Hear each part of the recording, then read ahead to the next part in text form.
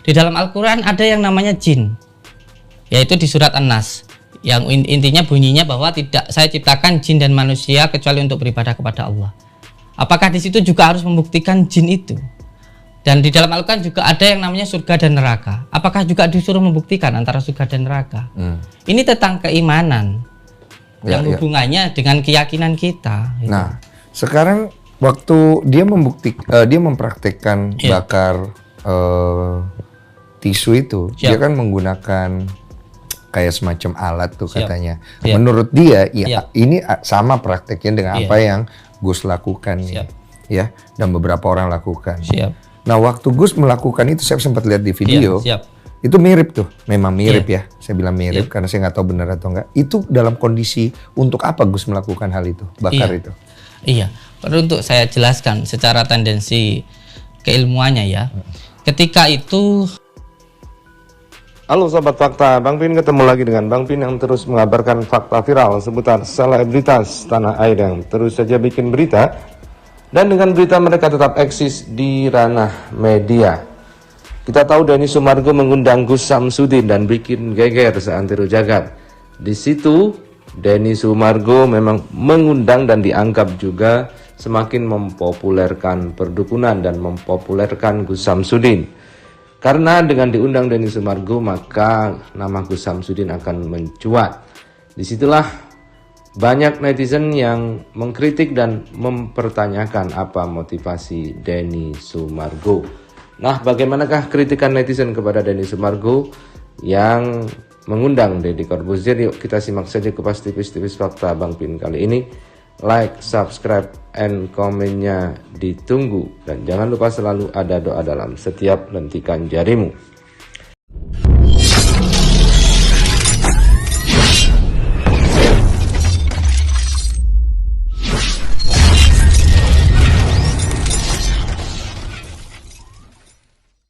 enggak. Nggak apa-apa nih kalau dibilang bohong ya? Iya. Oke, bener ya? Ya wes, saya balikin nih ya. Ya wes, oke kalau gitulah. Ditunggu. Siap. Pesulap merah ya? Siap. Sampai hari Jumat? Iya. Sekarang tanggal berapa? 12. Wah. Karena hari Jumat pun saya ada undangan dari Polda untuk Hari Jumat ya? Last minute ya? Iya. Kalau enggak, hukumnya berjalan. Siap. Tapi kalau panjenengan akhirnya dihujat, piye? Nggak apa-apa. Nggak apa-apa ya? Jalan Silakan terus saja. ya? Saya ketika saya terjun di dunia ini memang saya sudah siap untuk dihujat. Karena saya sudah mengatakan bahwa ilmu hikmah itu adalah ilmu rasa. Hanya bisa dirasakan oleh orang yang mengamalkan. Sekarang bagaimana? Panjenengan mau saya ceritakan tentang manisnya minuman ini, kalau panjenengan nggak pernah meminumnya, pasti dikatakan adalah pembohongan. Mungkin itu salah satu panjenengan nggak berani ya. Takutnya malah tembus bener loh. Selalu saja ada pro dan kontra di setiap hal, termasuk dalam kekisruan antara Gus Samsudin dengan pesulap merah, karena trik-triknya dibongkar oleh pesulap merah. Tapi masih saja ada yang membela Gus Samsudin. Dan kemudian saat Gus Samsudin tampil di podcast Densu, dan sekarang sudah ditonton 5,3 juta lebih viewer, artinya sudah 5 juta penduduk Indonesia yang melihat. Di sisi lain, mereka melihat ada hal baru yang ada di tanah air kita. Tapi di sisi lain juga mereka akan melihat dan tahu bagaimana Gus Samsudin mengobati pasiennya. Mungkin juga ada yang percaya. Karena itulah netizen mengkritik Densu kenapa kok mengundang Gus Samsudin dan dianggap hal itu mempopulerkan perdukunan. Kemudian ada yang dipin oleh Denny Sumargo di kanal YouTube-nya. Pertanyaan dari Afid Eka Ardana.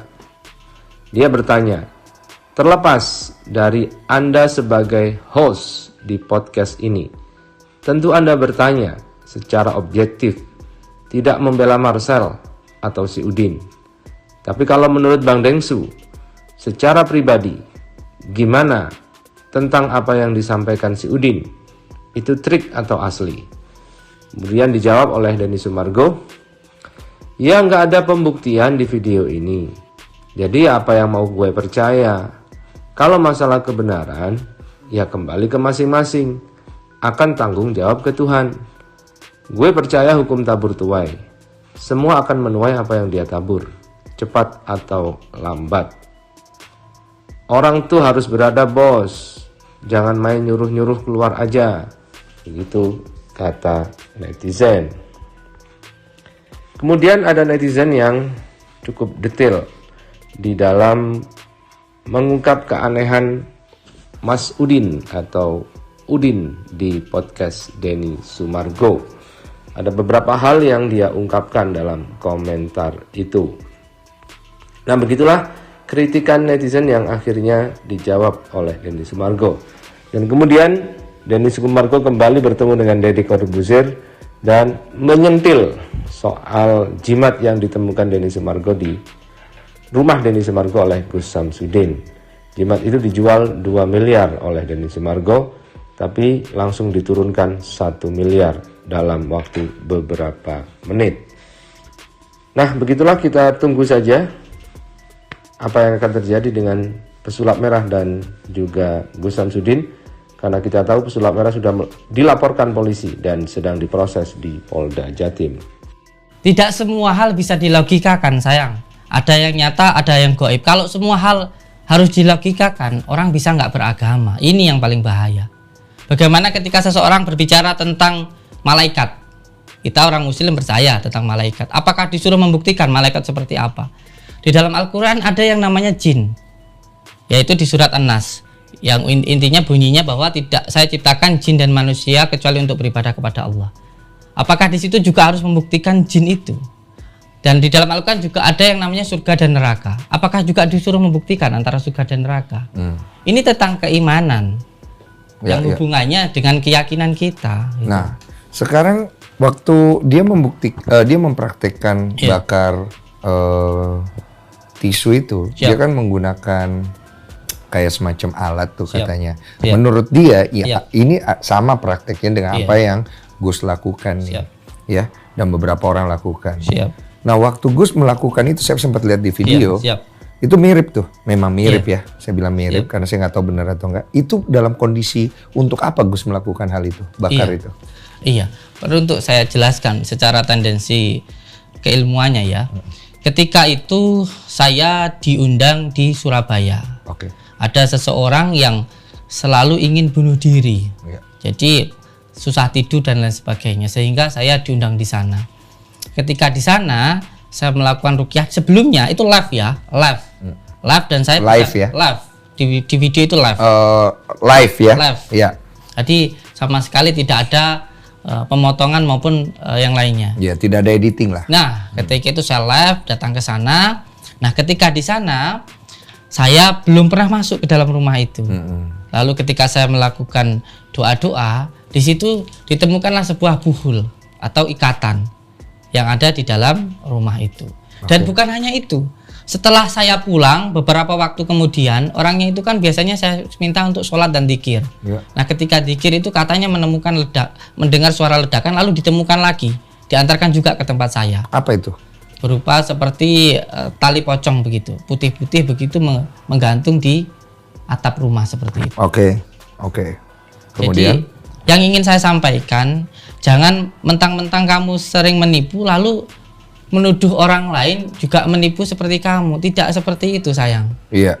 Kalau kecuali kamu sudah benar-benar melihat kejadiannya, sudah berbicara dengan korbannya, baru kamu boleh berbicara. Kalau hanya sekedar asumsi, ini nanti kelanjutannya seperti seseorang yang suudzon, mentang-mentang dirinya sering mencuri seumpamanya.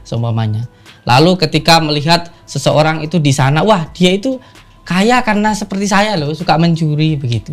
Nah, sedangkan kita hanya di rumah kita sendiri, tidak melakukan apa-apa, lalu kita dituduh melakukan pencurian. Lalu ketika itu ditanyakanlah oleh pemilik rumahnya, yang saya curi itu siapa? Lalu kejadiannya di mana? Alat buktinya apa? Sama sekali tidak ada pembuktiannya. Sehingga karena luasnya opini di masyarakat seperti ini, masyarakat tergiring opini bahwa orang ini benar-benar melakukan pencurian. Iya, itu yang sekarang terjadi sama Gus. Sekarang dari kejadian ini banyak sekali masalah-masalah yang timbul, seperti kerusuhan, perusakan, dan ancaman-ancaman pembunuhan, terutama di dalam diri saya dan keluarga saya bersama dengan santri-santri saya. Ada